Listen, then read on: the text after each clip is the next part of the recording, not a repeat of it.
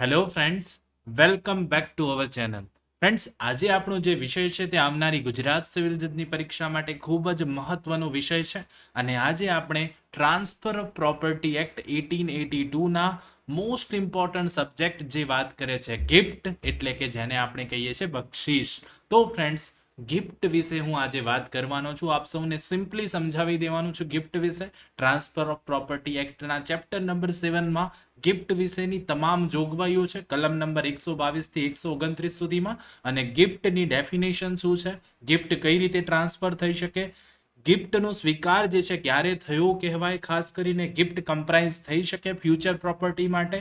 તો આ બધું જ ડિટેલમાં હું આપ સૌને આજે સમજાવવાનું છું. તો friends, this is Chirag sir અને આપ જોઈ રહ્યા છો કોઈ પણ કાયદાને ગુજરાતી ભાષામાં ખૂબ જ સરળતાથી સમજાવતી ગુજરાતની નંબર 1 અને આપ સૌની મનપસંદ યુટ્યુબ ચેનલ રિયલ એજ્યુકેશન કેચિટ. તો ફ્રેન્ડ્સ, વિડીયોને શરૂ કરતા પહેલા નીચે જે લાઇકનું બટન છે જરૂરથી દબાવી દેજો. જે લોકો આજે ચેનલ પર નવા છે એમને રિક્વેસ્ટ કરું છું કે પ્લીઝ ચેનલને સબસ્ક્રાઇબ કરી લો, બેલ નોટિફિકેશન આઇકોનને ઓન કરી લેજો, જેથી આવા નવા વિડીયોઝ આવે તો તેના અપડેટ્સ આપ સુધી સરળતાથી પહોંચી જાય. તો ફ્રેન્ડ્સ, બિલકુલ સમયને વેસ્ટ નહીં કરીએ, વિડીયોને એન્ડ સુધી જોજો જેથી આપ સમજી શકો ગિફ્ટ વિશે ટોટલી ડિટેલમાં હું આપ સૌને સમજાવીશ. ને અહીંયાથી ઘણા બધા એમસીક્યુઝ ઘણી બધી રીતે ફ્રેમ થતા હોય છે, તો આપ સૌને કલમ નંબર 122 થી 129 માંથી કોઈ પણ એમસીક્યુ પૂછાશે એ પણ આવડી જશે. પણ શરત એટલી છે, વિડીયોને એન્ડ સુધી જોજો.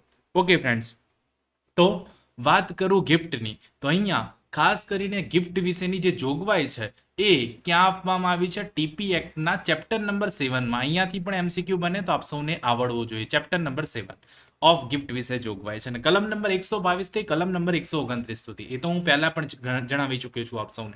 ઓકે, તો અહીંયા સૌથી પહેલા ગિફ્ટની ડેફિનેશન જે છે એ કલમ નંબર 122માં છે. ગિફ્ટ ડિફાઇન જે વાત કરે છે, ગિફ્ટની વ્યાખ્યા શું, તો અહીંયા એવું કહે છે, gift is the transfer of certain existing movable or immovable property તો અહીં made voluntarily and without consideration by one person call the donor. જે વ્યક્તિ ટ્રાન્સફર કરે તેને શું કહેવાય, donor, to another call the donee. કોને, જેને કરવામાં આવે તેને ડોની કહેવાય. And accepted by or on behalf of the Donyi.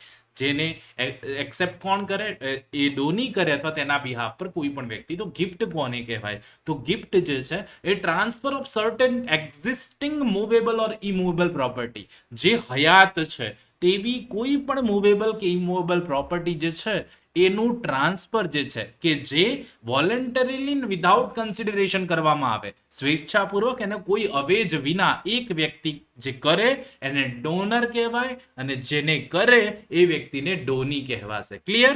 સમજી ગયા? ગિફ્ટની ડેફિનેશન બિલકુલ સિમ્પલ છે અને આપ સૌને આવડવી જોઈએ. ડોનર કોને કહેવાય, ડોની કોને કહેવાય એ પણ, અને ગિફ્ટ કોને કહેવાય, certain existing movable or immovable property, voluntary and without consideration. આ શબ્દો યાદ કરો. Transfer of certain existing movable and immovable property made voluntarily and without consideration by one person to the another. One person is called donor, to another person is called donee. Clear? હવે acceptance when to be made. હવે સ્વીકાર ક્યારે થયો કહેવાશે, તો such acceptance must be made during the lifetime of the donor and while he is still capable of giving. If the donee dies before acceptance, the gift is void. આ important, અહીંયાથી પણ MCQ frame થાય છે. ક્યારે સ્વીકાર થયો કહેવાય, તો અહીંયા એવું કહે છે, જે વ્યક્તિ સ્વીકારદાતા, જેને કહેવાય એક્સેપ્ટન્સ જેને મેળવ્યું હોય એવું, સ્વીકારદાતાની હયાતીમાં, એ વ્યક્તિ જીવે છે તો તેની હયાતીમાં અને મિલકત આપવા માટે તે સમર્થ હોય તે દરમિયાન આવો સ્વીકાર કરવો પડે.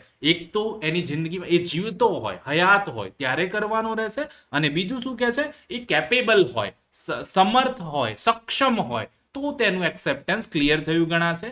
હવે એવું કે if the donee dies before acceptance, જો સ્વીકાર થયા પહેલા દાતા જે છે મૃત્યુ પામે તો આવી બક્ષિસ જે છે it would be void. Clear?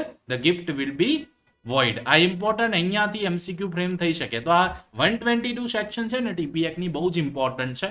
2 પેરામાં છે, આપ સૌને બિલકુલ સિમ્પલી મેં સમજાવી દીધું છે ને. હવે કોઈ પણ ક્વેશ્ચન બનશે અહીંયાથી આપ સૌને આવડી જાય. ઓકે, હવે નેક્સ્ટ સેક્શન એવું કે છે 123, ટ્રાન્સફર હાઉ ઇફેક્ટેડ. હવે ટ્રાન્સફર તબદીલ કેવી રીતે થશે કોઈ પ્રોપર્ટી, તો અહીંયા એવું કે છે કે for the purpose of making a gift or immovable property the transfer must be affected by a registered instrument. Okay, આ ઇમ્પોર્ટન્ટ, અહીંયા એમસીક્યુ બને છે. Registered instrument sign by or on behalf of the donor and attested by at least 2 witnesses. અહીંયાથી મેં પણ mock ટેસ્ટમાં MCQ પૂછેલો છે ને અહીંયા આ એમસીક્યુ બહુ જ પૂછાય છે કે ગિફ્ટમાં જે ટ્રાન્સફર, ગિફ્ટ કઈ રીતે વેલિડ ગણાશે, ટ્રાન્સફર થયું ક્યારે ગણાશે, ઇફેક્ટ શું હશે. તો અહીંયા ઇમૂવેબલ પ્રોપર્ટીની વાત હોય તો ટ્રાન્સફરમાં રજિસ્ટર્ડ ઇન્સ્ટ્રુમેન્ટ સાઇન કરવાથી ડોનરના ટ્રાન્સફર થશે, અથવા તો એના બિહાફ પર કોઈ વ્યક્તિના રજિસ્ટર્ડ ઇન્સ્ટ્રુમેન્ટ સાઇન કરશે તો ટ્રાન્સફર થશે. અને આવું ટ્રાન્સફર કરવું હોય તો એટલીસ્ટ 2 અટેસ્ટિંગ વિટનેસ હોવા જરૂરી છે.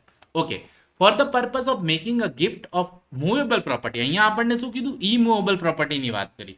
હવે મૂવેબલ પ્રોપર્ટીની વાત કરે છે. The transfer may be affected either by a registered instrument sign as aforesaid or by delivery. Registered instrument sign કરવામાં આવે અથવા તો ડિલિવરી આપવામાં આવે, તે રીતે આવું જે મૂવેબલ પ્રોપર્ટી છે તે ટ્રાન્સફર થશે ગિફ્ટમાં. ક્લિયર? 123 તબદીલ કેવી રીતે થાય, ટ્રાન્સફર હાઉ ઇફેક્ટેડ, એ વિશે વાત કરે છે. આઈ થિંક આપ સૌને બિલકુલ સિમ્પલી સમજાઈ ગયું છે. ઓકે, 124 એવું કહે છે gift of existing and future property વિશે, જે હયાત છે ને ફ્યુચરની પ્રોપર્ટી વિશે વાત કરવામાં આવી છે. ત્યારે અ ગિફ્ટ કમ્પ્રાઇઝિંગ, અહીંયા શું કહે છે, a gift comprising both existing and future property is void as to the latter. અહીંયા બિલકુલ સિમ્પલ, અહીંયાથી પણ એમસીક્યુ, આ 124 માંથી પણ એમસીક્યુ પૂછાય છે કે વિદ્યમાન જે હયાત છે તેવી અને ભાવિ એટલે ભવિષ્યની કોઈ મિલકત બંનેની બક્ષિશ કરવામાં આવી હોય, જે અત્યારે છે અને જે ભવિષ્યમાં હશે તેવી કોઈ મિલકતની બક્ષિશ કરવામાં આવી હોય, તો આવી ભાવિ મિલકત પૂરતી, ખાલી શાના પૂરતી, ફ્યુચર પ્રોપર્ટી પૂરતી તે વોઇડ ગણાશે. સમજી ગયા? તો ફ્યુચર પ્રોપર્ટી માટે કોઈ ગિફ્ટ કરી શકાય નહીં, જો કરવામાં આવ્યું હશે તો એ વોઇડ ગણાશે. આ એમસીક્યુ ખરું ખોટું કોઈ પણ રીતે પૂછાય છે, બહુ જ પૂછાય છે, એટલા માટે ખાસ યાદ રાખી લેજો. હવે 125, gift to several of whom one does not accept. હવે એકથી વધુ વ્યક્તિઓને જે ગિફ્ટ કરવામાં આવે છે તેઓ પૈકી એક વ્યક્તિ આ ગિફ્ટ ન સ્વીકારે તો બીજા માટે શું ગણવાનું એ જણાવે છે 125. A gift of a thing to 2 or more donors of whom one does not accept it. બે અથવા બેથી વધારે ડોની છે, એમાંથી એક ડોની શું કહે છે, એક્સેપ્ટ કરતો નથી, ત્યારે is void as to the interest which he would have taken had he accepted. તો અહીંયા એવું કહે છે બે કે તેથી આવા ડોનીઓ કોઈ વસ્તુની બક્ષિશ કરવામાં આવી હોય અને તેમાંનો એક કે તે સ્વીકારે નહીં, તો તેણે સ્વીકાર કર્યો હોય તો તે મેળવી શક્યો હોત તો હિત પૂરતી તે બક્ષિશ જે છે, તે ગિફ્ટ જે છે એ રદબાતલ ગણાશે. ક્લિયર? તો 125 પણ એના પૂરતી રદબાતલ is void as to interest with he would have taken had he had the accepted. જો એને એક્સેપ્ટ કર્યું હોત તો એ ખાસ કરીને એના પૂરતું જે છે વોઇડ ગણાશે. સમજી ગયા? 125 પણ અહીંયાથી ઇમ્પોર્ટન્ટ છે. 126 શું કહે છે? when gift may be suspended or revoked. બક્ષિશ ક્યારે મોકૂફ રાખી શકાશે અથવા રદ કરી શકાશે. ઇમ્પોર્ટન્ટ.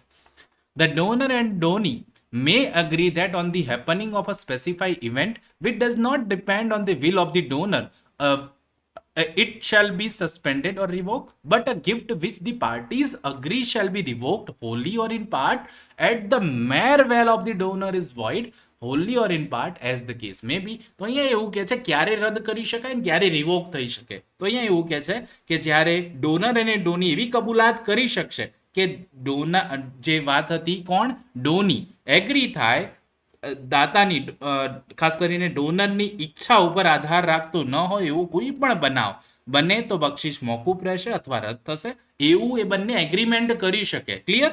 હવે પણ જે ગિફ્ટ અંગે પક્ષકારો એવું કબૂલાત કરતા હોય કે ફક્ત ડોનરની ઈચ્છાથી પૂરેપૂરી અથવા તો અંશતઃ રદ કરી શકાશે તો તે બક્ષિશ યથાપ્રસંગ પૂરેપૂરી અથવા અંશતઃ વોઇડ ગણાશે. ખાસ કરીને ડોનર માટેની gift which the parties agrees shall be revoke wholly or in part in the mere will of the donor is void wholly or in part as the case may be. તો અહીંયા 126 માં title base question વધારે પૂછાય છે, એટલા માટે યાદ રાખજો. A gift also be revoked in any of the cases save one to failure of consideration in which if it were a contract it might be riskant. આ ઇમ્પોર્ટન્ટ નથી એટલું બધું, પણ યાદ રાખવા જેવું. Okay, save as aforesaid, a gift cannot be revoked. Nothing contained in this section shall be deemed to affect the rights of the transferees of for consideration without notice. અહીંયા IMCQ પૂછાય તો યાદ રાખી લેજો. તો આ અવેસર તબદીલીથી મેળવનારાનો હકને આ કલમના કોઈ પણ મજકૂરથી બાદ અડશે નહીં. તો અહીંયા એક ઇલસ્ટ્રેશન આપેલા છે, એકાદ વાર વાંચવા જેવા. ઇલસ્ટ્રેશન જરૂરથી વાંચજો. હું જાઉં છું 127 પર. 127 જે વાત કરે છે ઓનરસ ગિફ્ટ્સ, જેને આપણે બોજાવાળી બક્ષિસ કહીએ. તો where a gift is in the form of a single transfer, કેવી હોય? સિંગલ ટ્રાન્સફર વાળી ગિફ્ટ હોય to the same person of several things of which one is and the other are not burden by an obligation, the donee can take nothing by the gift unless he accept it fully. તો અહીંયા એવું કહે છે બોજાવાળી બક્ષિસ માટે ખાસ કરીને 127 કલમ યાદ રાખી લેજો.